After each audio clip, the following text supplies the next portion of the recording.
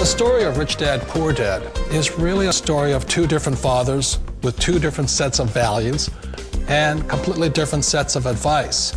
So I don't mean to insult anybody or, to damage your values, but really that was the difference. For example, my poor dad always said, go to school, get good grades, get a high-paying job, work hard, live below your means, save money, get out of debt, have a good retirement plan. And that was my poor dad's values. My rich dad said, you probably won't get rich doing that way because very few people get rich following that plan. But you thought saving money made you money.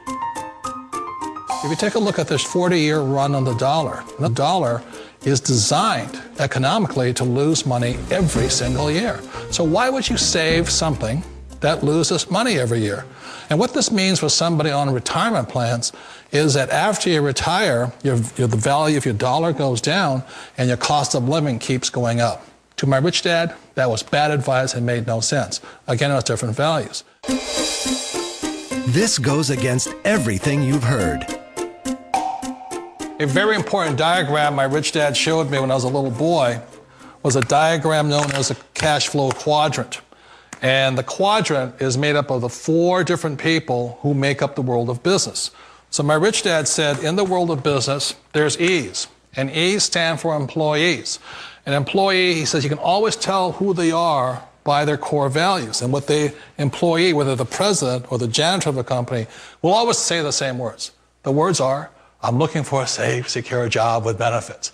That's what makes them an employee, because their core values are security. The other one of the four is the S, or the small business owner or the self-employed. And again, their core values will cause them to use the same words, which are, if you want it done right, do it by yourself.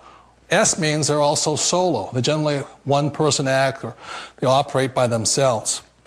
On the right side of the quadrant are the B's. And what Rich Dad said the B stood for was big business, or like Bill Gates. Forbes defines big business as 500 employees or more. And their words are different. They say, I'm looking for a good system, a good network, and the smartest people I know to help run my business. So they're unlike the S. They don't want to run the company by themselves. They want smart people to run their companies for them. And then the fourth of the quadrant is the I, and I stands for investor. These are people who have money work hard for them. These people are people who have people work hard for them. And these are the people that work hard for the rich here. So early on in my life, it was my poor dad who always said to me, Robert, go to school and so get a high-paying job. And so my poor dad's core value was to be an employee. He wanted job security, promotions, a steady paycheck, and all this. And so it was my rich dad who said to me, he says, Robert, if you really want to be rich, learn to build businesses. It made more sense to him to work hard to build a business, something you owned, and something you could pass on for generation to generation to your kids. Whereas my poor dad said, work hard, but my rich dad said, why would you work hard for something you'll never own and you can get fired from right away? Again, that was the difference in values. So my rich dad suggested I learn how to be a business owner and learn how to be an investor. And that's one of the big differences. On this side of the quadrant, these people here work for security. They work for money also. On this side over here, their key value that they want is they want freedom. They don't want to have to work at a job anymore. They don't want to have to work for the rest of their lives. So the beauty of building a business and learning how to invest is very simply that this is passive income. You work hard for a few years, but possibly for the rest of your life, income keeps flowing to you. Of all the businesses out there, which type do you choose? One of the reasons I consider a direct selling business a perfect business is very simply because the company will work with you to get the business skills that make you rich. Always remember that it's not money that makes you rich, it's business skills. And that's why it's a perfect business. They'll take as long as you like to get the skills to make the money. And that's a lifetime skill thing. The other part about it is the low startup cost. Where else can you get in for under $500 and get these skills? For people who want to make the shift over to the B quadrant, which is what I would recommend for people, One of the beauties of a network marketing company is that you can do that for a very low price. And that's why I talk to people about considering network marketing. If you're to build a Microsoft, it would take you hundreds of millions of dollars. But a network marketing company allows you to start at a very low rate. They'll be patient with you. They'll take their time to transition over here. And the reason why that time is so important to most people is it takes time to change those values. And the most important thing is once you take the time, let's say it takes 1 year, 2 years, 5 years, whatever time it takes, once you see the value or the core values of this side and this side, you're unstoppable. Today, I would never go back and get a job. Why should I? I'd rather stay on this side, build companies, pay less taxes, and make more money.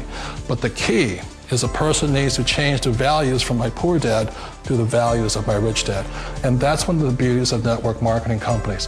They allow you the time, and at very low cost, they'll work with you to make that transition over there. The number one asset a person can build is build a business. That is the smartest thing you can do. You've been told the corporate ladder is the surest route to your success. Years ago, I decided not to follow the corporate ladder simply because, again, it was values.